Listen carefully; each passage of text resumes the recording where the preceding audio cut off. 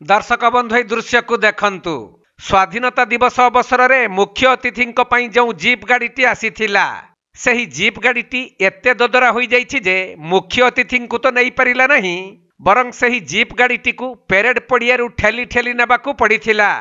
एहाकू देखिबा परे बहु आडंबर रे लघुक्रिया बोली साधारण रे चर्चा जोर धरिछि। तेबे ये दृश्यटी हेउछि बलांगीर जिला पाटनागढ़ उपखंड प्रशासन तरफ आयोजित होइथिबा 78तम स्वाधीनता दिवस पालन समयर दृश्य, जहाँकि पाटनागढ़ उपजिल्लापाल अमित कुमार नायक मुख्य अतिथि भाव जोगदेई प्रथमे जातीय पताका उत्तोलन करथिले। परे सम्मिलित पेरेड्र अभिवादन ग्रहण करी तांको पई उद्दिष्ट एक ददरा जीप रे पेरेड पड़िया परिक्रमा करुथिले।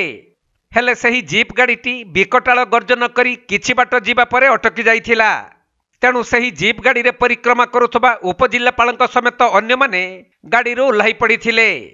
परे गाड़ी आउ स्टार्ट न हेबारु सेठारे उपस्थित थिबा किछि व्यक्ति माने गाड़ी को ठेली ठेली पड़िया बाहर को नहीं जाउथबा देखिबाकू मिलिथिला। सेपटे 2012 मसीहारू एही जीप गाड़ीटीर फिटनेस सरी जाइथिबा जणा पड़िथिबा बेले पूर्वरु एठारे मुख्य अतिथि चाली चाली अभिवादन ग्रहण करुथिले। तेबे 2 वर्ष हेला वीआईपी व्यवस्था करा जाइथिले भी चलित वर्ष बिना फिटनेस रो ददरा जीपटी धक्का देई देइछि। जो घटना सेठारे उपस्थित थिबा जनसाधारणक मध्यरे चर्चा जोर धरिथिला।